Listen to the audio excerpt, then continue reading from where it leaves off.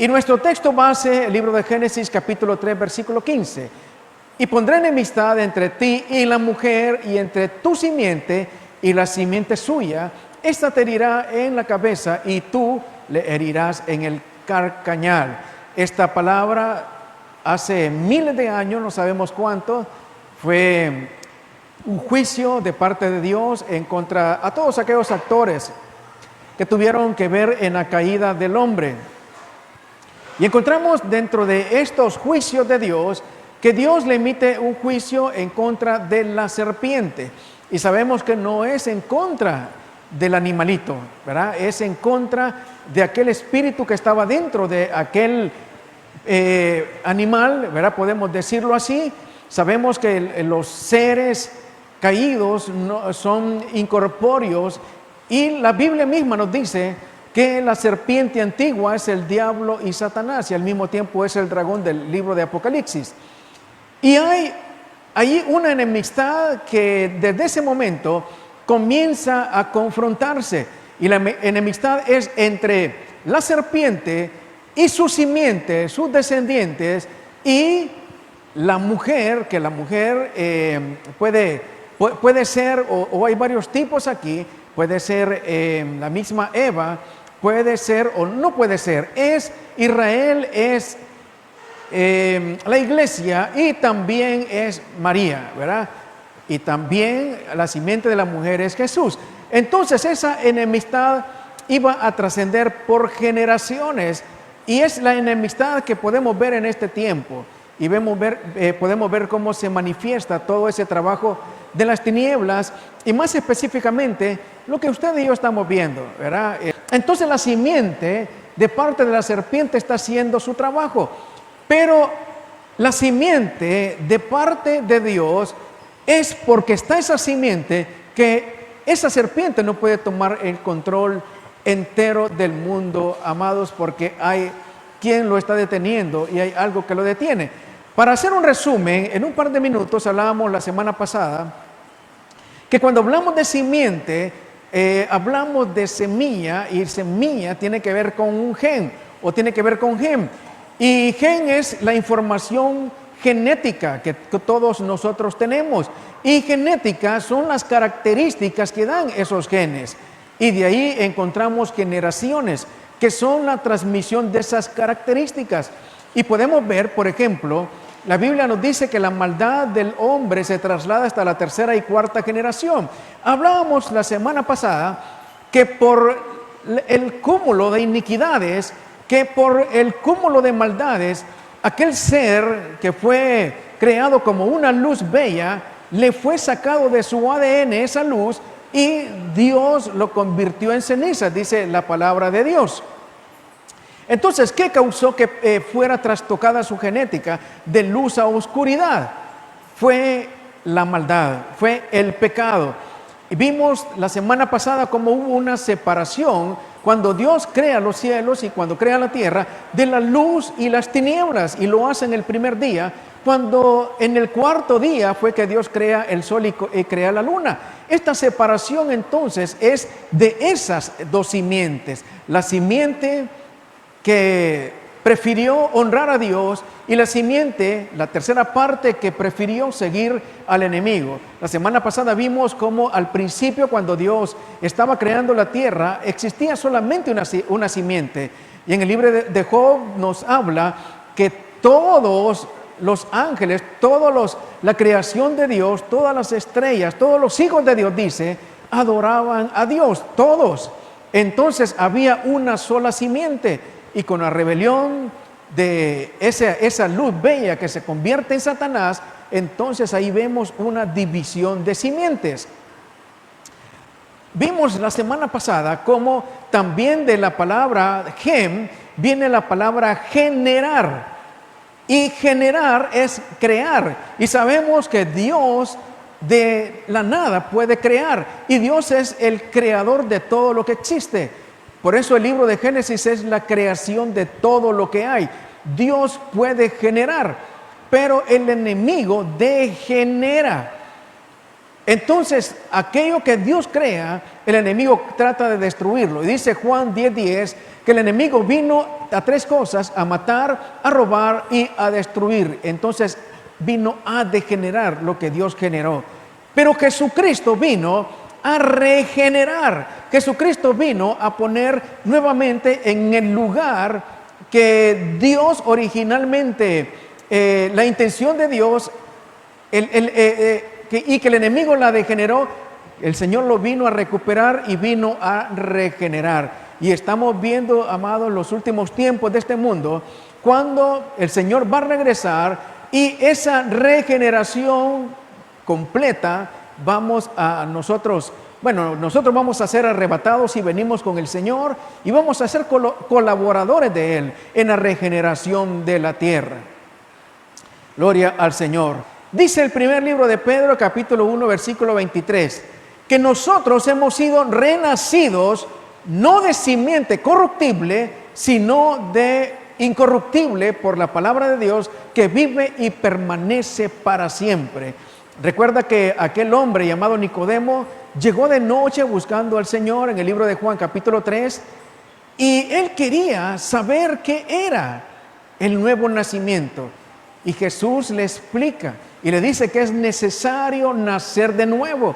Y ese renacimiento es espiritual. Y cuando ese renacimiento ocurre porque nosotros hemos recibido palabra de Dios. Y dice Juan capítulo 6 versículo 67 que esa palabra que nosotros recibimos es espíritu y es vida. Entonces esa palabra, si nosotros la creemos, la atesoramos en el corazón, se convierte en vida para nosotros. Renacemos de nuevo, vivimos de nuevo o nacemos de nuevo. Morimos al pecado y nacemos en Cristo, si creemos en el corazón y si caminamos de acuerdo a su palabra. Entonces nos convertimos en habitación de Dios. El templo y morada del Espíritu Santo viene a habitar en nosotros, y ya en nuestra ser interior, en nuestra alma y en nuestro espíritu ha ocurrido algo, amados, donde aquello que era maldición, aquello que era transmisión de maldición generacional, ahora se convierte en transmisión de bendición, porque nuestra genética ahora pasa a ser la genética de Dios. Y sabe que la segunda parte de ese texto que dice que la maldad de los hombres se transmite hasta la tercera y cuarta generación, es que Dios hace misericordia hasta por 1000 generaciones. Entonces, amados, cuando nosotros renacemos a Dios, nosotros ahora somos transmisores de una nueva genética. Toda la maldición es cortada y llegamos a ser nueva criatura. Por eso dice primer libro de Corintios capítulo 5, amados, que aquel que nace de Dios, nueva criatura es. Todas las cosas pasaron, todas son hechas nuevas, y eso tiene que ver con renacer en Dios. Gloria al Señor. Ahora, amados, al renacer en Dios no significa que nosotros ya estamos exentos del pecado. No significa que nosotros no le fallamos a Dios. Y una de las características del nuevo nacimiento, o de aquel que verdaderamente ha nacido de nuevo, es, según primer libro de Juan, capítulo 3, versículo 9, es que todo aquel que es nacido de Dios no practica el pecado, porque la simiente de Dios permanece en él y no puede pecar porque es nacido de Dios. Entonces aquí la clave es, amados, que el que es renacido de Dios, aquel que su genética ha sido cambiada de tinieblas a luz, no practica el pecado. Aquel que se dice cristiano y sigue practicando el pecado, amados, hay que pensarlo bien, porque es muy dudoso. Yo no creo que haya nacido de nuevo. Practicar el pecado es aquella planificación. Practicar el pecado es hacer aquello que se planificó y seguirlo haciendo, regocijarse en él sin ningún tipo de arrepentimiento. Entonces no estamos exentos de pecar, todos pecamos, pero cuando caemos en pecados o el pecado nos alcanza, nosotros sabemos dentro de nosotros que le hemos fallado a Dios, que algo camina mal. Entonces, amados, acudimos a Jesús, Él intercede por nosotros, y si el arrepentimiento es genuino, ese pecado es borrado, porque Cristo Jesús murió en la cruz y por su sangre somos lavados, y delante del Padre, lo que mira el Padre es la sangre de Jesús intercediendo por nosotros. Esa es la diferencia y esa es la parte de la regeneración que tiene que ver con el nuevo nacimiento, con la obra de Cristo en nosotros. Amados, dice la Biblia que ese nuevo nacimiento fue una promesa que Dios le dio a aquel hombre llamado Abraham. Y en el libro de Génesis, capítulo 22, versículo 18, Dios le promete a Abraham que en su simiente serían todas las naciones de la tierra benditas por cuanto obedeciste mi voz. Ahora, amados, esto aquí es profético, porque vemos en el cuadro de ese mandato de Dios de Abraham de sacrificar a su único hijo, vemos el cuadro de Cristo, vemos la figura de Cristo siendo entregado por el Padre para, amados, que nosotros tuviésemos ese nuevo nacimiento, para que renaciéramos de Dios. Y usted recuerda, amado, que cuando Abraham, que ya a estas alturas era un hombre de más de 100 años, lleva a Isaac con mucho gusto, él carga hasta la leña. Y yo creo que Isaac se dio cuenta de lo que estaba pasando y que Isaac se entregó a ese sacrificio sabiendo que era un pedido de Dios. Eso es figura de lo que Dios hizo, es figura de lo que Cristo hizo, amados. Y por ese acto simbólico, amados, esa promesa de que de la simiente de Abraham, por medio de esa nación llamada Israel, iba a nacer el Salvador del mundo, donde nosotros íbamos a ser injertados, reconociendo ese nombre, reconociendo ese sacrificio, íbamos a ser llamados hijos de Dios, ahora familia de Dios, ahora con nuestra genética cambiada. Gloria al Señor. Entonces, amados, ¿desde dónde ha venido esa transmisión de bendición? ¿Desde dónde ha venido esa promesa que ahora ha sido recibida por todos aquellos que vivimos para Cristo, que vivimos para Dios, que su Espíritu Santo mora en nosotros, porque somos su templo, porque nuestro cuerpo es su habitación? Eso es grandioso, hermanos, es glorioso. Ahora, amados, quiero que identifiquemos ese proceso del nuevo nacimiento.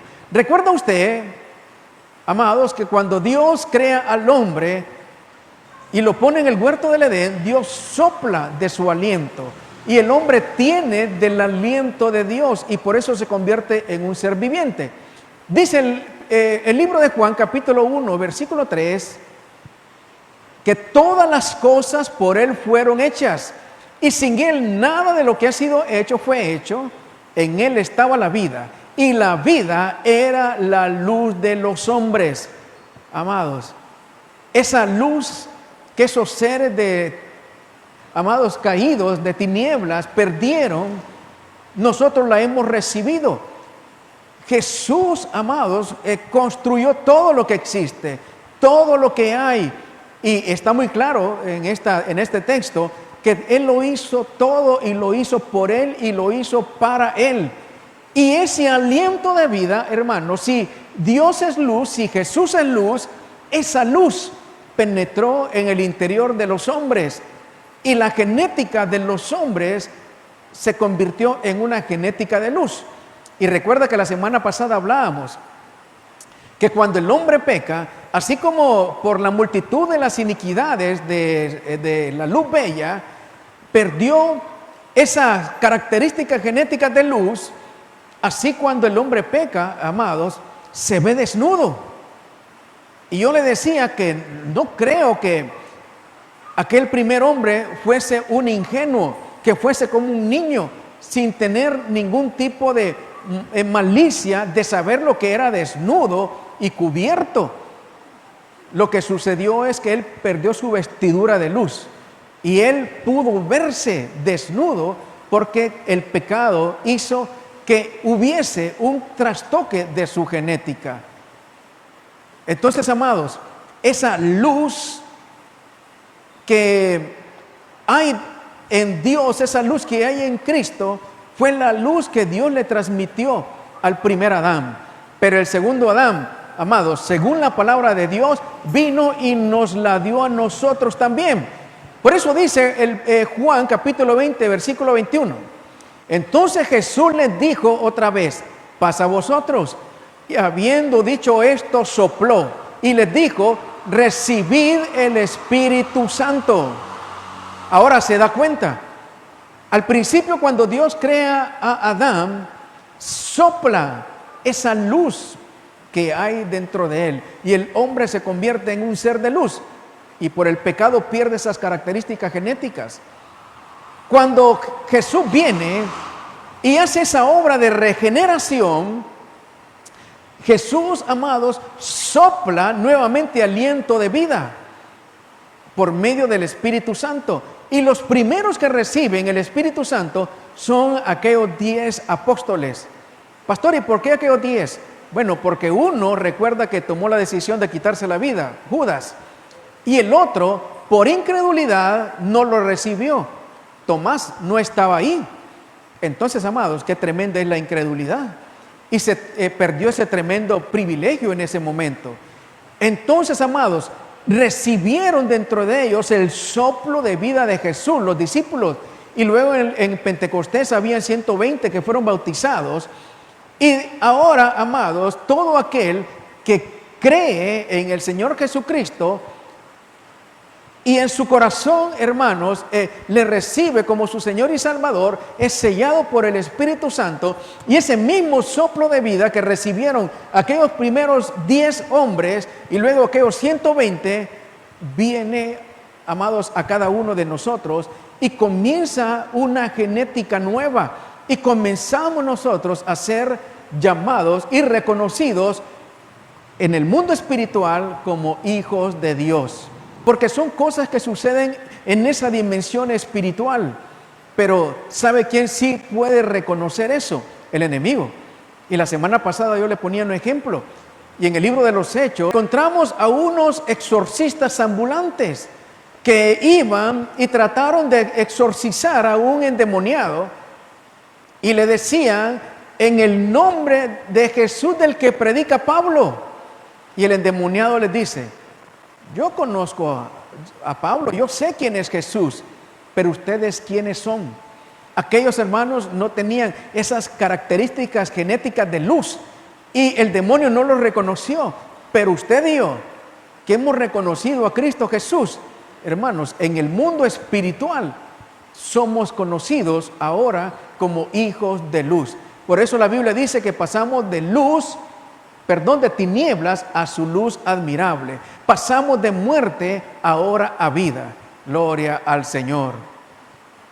Esto es tremendo, hermano. En el libro de Mateo, capítulo 1, versículo 17, podemos encontrar, hermanos, algo bastante interesante. Dice Mateo 1:17: de manera que todas las generaciones, desde Abraham hasta David, son 14. Y eso usted lo puede encontrar, hermanos, en Mateo 1, del 1 al 6. Ahí están esas 14 generaciones desde Abraham hasta David. Desde David hasta la deportación a Babilonia, hay también 14 generaciones. Y también usted lo encuentra en Mateo capítulo 1, versículo del 6 al 11. Y usted ahí va a ver la lista de todas esas 14 generaciones. Y la tercera parte de este texto dice: y desde la deportación a Babilonia hasta Cristo hay 14 generaciones.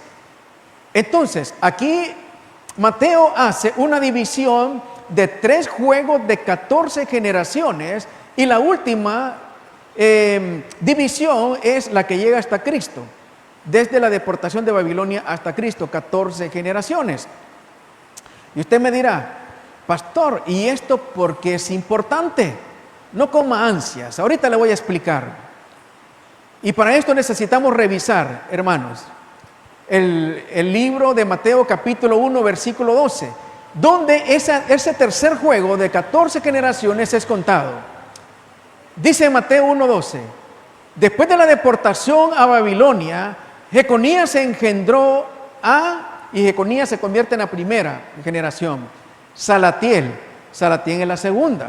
Luego encontramos a Zorobabel, que engendró en la tercera, Zorobabel, a Abud, que es la cuarta, a Eliaquín, que es la quinta, a Azor, que es la sexta, y a Zadok, que es la séptima. Y ahí usted puede ir revisando, porque no lo puedo leer muy bien desde acá. Vamos a ver si me ubico. Y luego, aquí a Eliud, que es la octava. Y luego encontramos, vamos por la octava. Eliud engendró a Eleazar, que es la novena. Eleazar a Matán, que es la décima. Matán a Jacob, que es la onceava. Y Jacob engendró a José, que es la doceava. De José dice, marido de María, del cual nació Jesús, llamado el Cristo. Ahora, si José es el doceavo y Jesús es el treceavo, ¿cómo es que hay, hermanos, un tercer juego de 14 generaciones? Ahí falta una generación. ¿Y cuál es esa generación que falta ahí? Esa generación, amados, que completa ese tercer juego de 14 generaciones, somos nosotros. Nosotros somos esa simiente de Jesús. Nosotros somos la última de las generaciones de ese juego de 3 generaciones. Entonces, hasta Jesús está la treceava y nosotros somos, hermanos, la 14ª generación. Entonces, amado, en Jesús nosotros somos injertados como pueblo de Dios. Y en Jesús nosotros seguimos ese linaje, hermanos, que comenzó con Abraham. Entonces, desde Abraham, recuerda que vimos cómo Dios le dijo, en ti serán benditas todas las naciones de la tierra. Entonces, desde Abraham hasta Jesús, hermanos, luego seguimos nosotros y somos injertados en la familia de Dios, hermano. Gloria a Dios. Ahora, ¿qué tiene esto de novedoso? Hermanos, ¿sabe que yo me dediqué a revisar qué simbolizaba 14 y por qué este 3 juegos de 14? Y siempre sabemos, hermanos, que los números tienen significado.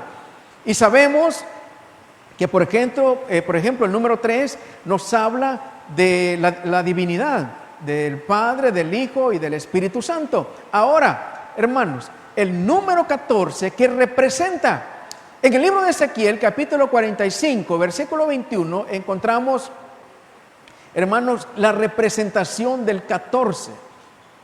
Dice, el mes primero, a los 14 días del mes, tendréis la Pascua, fiesta de 7 días, se comerá pan sin levadura. Aquel día el príncipe sacrificará por sí mismo y por todo el pueblo de la tierra un becerro por el pecado. Ahora, amados, esa generación 14, ¿por qué fuimos injertados nosotros en esa última generación 14? Fuimos injertados porque el 14 simboliza el sacrificio de Cristo Jesús, entregándose a sí mismo y entregando su sangre para que esa sangre ahora corriera en nosotros. En la Biblia, hermano, no hay nada que se desperdicia. En la Biblia todo tiene un significado. Entonces, amados, podemos nosotros estar seguros que somos hijos de Dios, porque por esa muerte de Cristo Jesús, por esa sangre derramada, amados, nosotros ahora tenemos su sangre y somos hechos hijos de Dios. Esto que se narra aquí en Ezequiel 45, 21, es la figura, es la sombra de lo que Cristo hizo en la cruz del Calvario hace más de 2000 años. En el libro de Génesis capítulo 2, versículo 22, encontramos esa sangre siendo derramada. Dice Génesis 2:22, y edificó el Señor Dios lo que tomó del costado del hombre en mujer y la trajo al hombre. Cuando Dios forma a la mujer, cuando Dios forma a Eva, la forma del costado del hombre, y de ahí saca la mujer. Ahora, recuerde usted que en aquella muerte expiatoria, en aquella muerte en esa cruz por el perdón de nuestros pecados, ahí Jesús recibió una lanza en su costado y toda su sangre salió. Ahora, así como aquella mujer llamada Eva salió del costado de Adán, en este sacrificio de ese costado nace otra mujer, y esa mujer es llamada la iglesia del Señor, la novia del Señor, la desposada del Señor, amados, por la sangre de Cristo.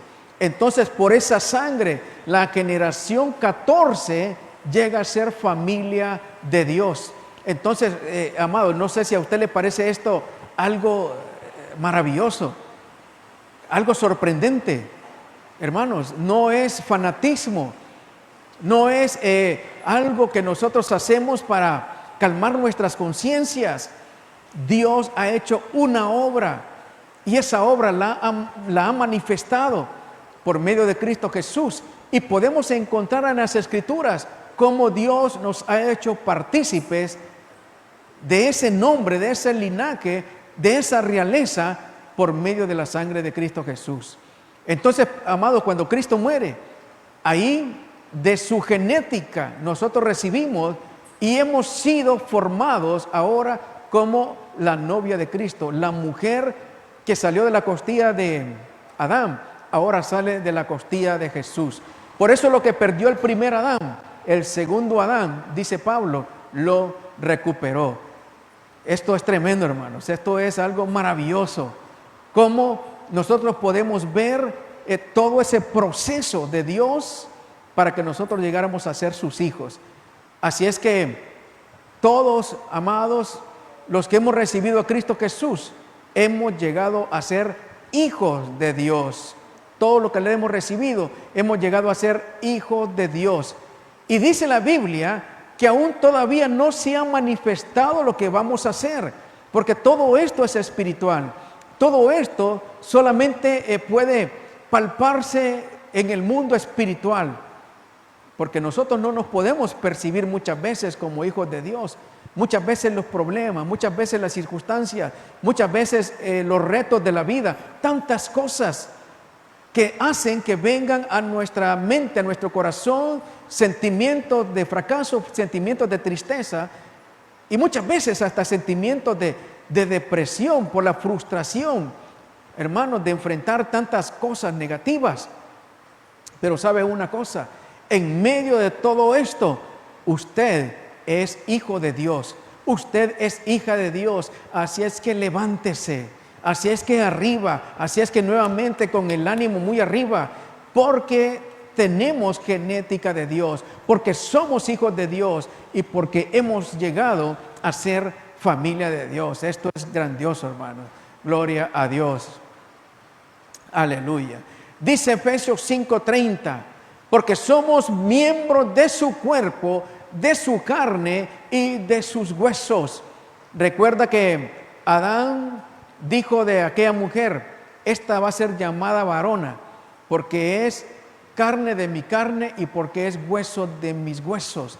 Así hemos llegado nosotros a ser por ese sacrificio en la cruz, por esa lanza que se incrustó en su costado, y esa sangre cambió nuestra genética. Ahora somos carne de su carne y somos huesos de su hueso. Somos el cuerpo de Cristo y el Señor es la cabeza. Gloria al Señor. Amados, entonces todo este proceso de regeneración es el que el Señor ha hecho por medio de Cristo Jesús. Hace 2000 años sucedió esto.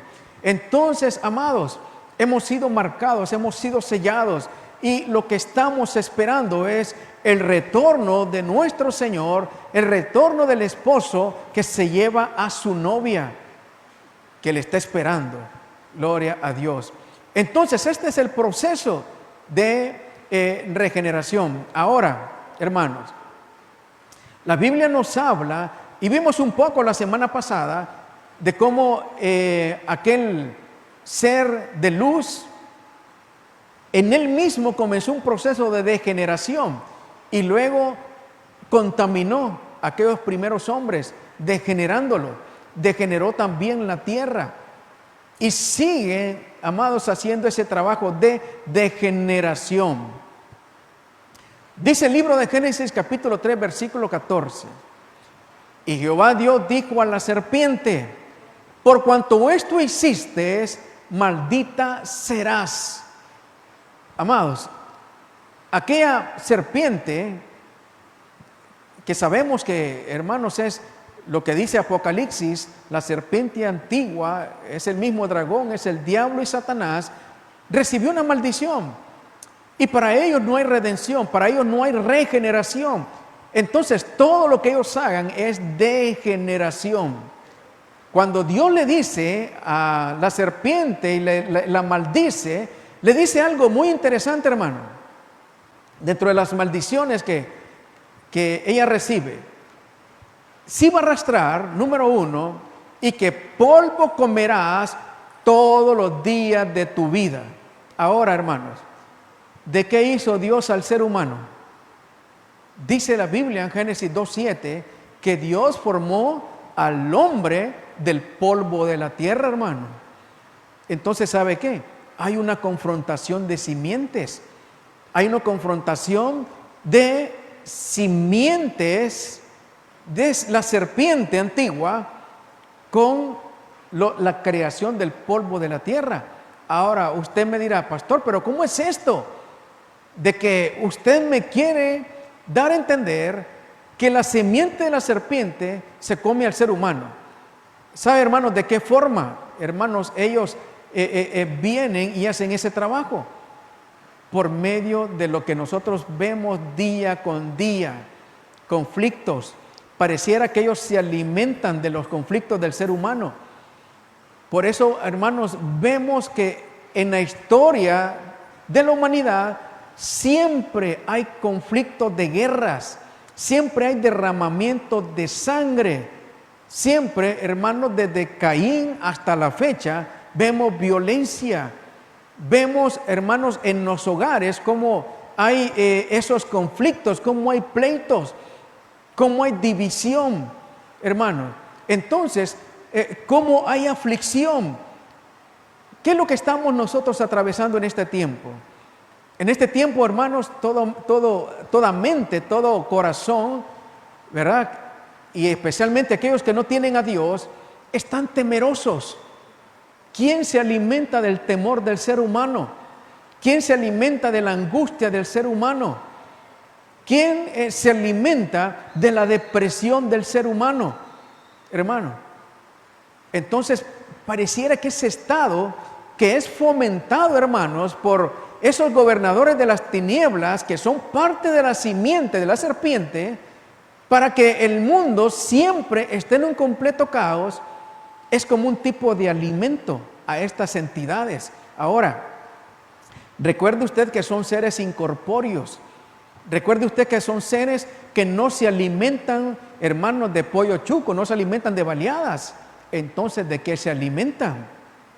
Y algunos dicen que se alimentan de la energía negativa que el ser humano emite cuando está en conflicto, ¿verdad? ¿Y sabe qué, hermanos? Alguna razón tiene que haber para que siempre el objetivo sea que el ser humano no sea feliz, para que el ser humano siempre esté sumido en situaciones que alteran su comportamiento, hermanos, que siempre haya zozobra, que siempre haya miedo, que siempre haya temor, que siempre haya aflicción. Entonces, hermanos, conflictos de simientes. Y ese es un trabajo del enemigo de degeneración, de degenerar. Sabemos que todo esto es obra de la simiente, hermanos, de las tinieblas, de la serpiente antigua, diablo y Satanás. En el libro de Génesis capítulo 1 versículo 26, y dijo Dios: hagamos al hombre a nuestra imagen, conforme a nuestra semejanza, y ejerza dominio sobre, y ahí le puse 3 puntos, ¿verdad? Porque es muy amplio, sobre la tierra, sobre los peces del mar, sobre las aves que vuelan en el cielo, sobre los árboles del campo, sobre las semillas, sobre los frutos, etc. Pero ¿sabe qué? También Dios le dio autoridad a aquel primer hombre, dominio sobre todo reptil que se arrastre sobre la tierra. Entonces, amados, Adán, el primer hombre creado, la primera mujer creada, tenían autoridad sobre aquella reptil. Tenían autoridad, hermanos, sobre aquella serpiente. Pero ellos perdieron su autoridad. Ellos se la entregaron a la serpiente. Entonces, amados, a la vista de aquellos seres, aquella primera creación era una creación inferior. Era una creación que estaba por debajo de ellos. Pero Dios lo pone arriba de ellos. Pero Dios lo pone para que fuera el que, hermanos, estuviera dominio sobre ellos. Y encontramos, hermanos, allí una resistencia a que el hombre, siendo inferior, ejerza dominio sobre ellos. Ahora, no sé si usted recuerda que Cristo dijo: he aquí yo os doy potestad de hollar serpientes y escorpiones, ¿y qué más? Y toda fuerza del enemigo, y nada los dañará. Hermanos, usted y yo, hermanos, que a veces nosotros tenemos hasta baja autoestima, hermanos, porque no creemos lo que Dios dice de nosotros. Dios nos ha dado autoridad sobre las serpientes y sobre toda fuerza del enemigo, pero tenemos que creerlo y tenemos nosotros que ejercerlo. Gloria al Señor. Gloria a Dios. Vamos a quedarnos con este texto, que vamos a revisarlo la próxima semana porque el tiempo se nos ha ido. Dice Mateo 23, 33. Aquí está hablando Cristo. Les dice: serpientes, generación de víboras, ¿cómo escaparéis de la condenación del infierno? Para que venga sobre vosotros toda la sangre justa que se ha derramado sobre la tierra, desde la sangre de Abel el justo. Hermanos, aquí Cristo hablándole a los fariseos, y encontramos aquí, hermanos, un montón de luces que Cristo, o un montón de señales que Cristo nos da.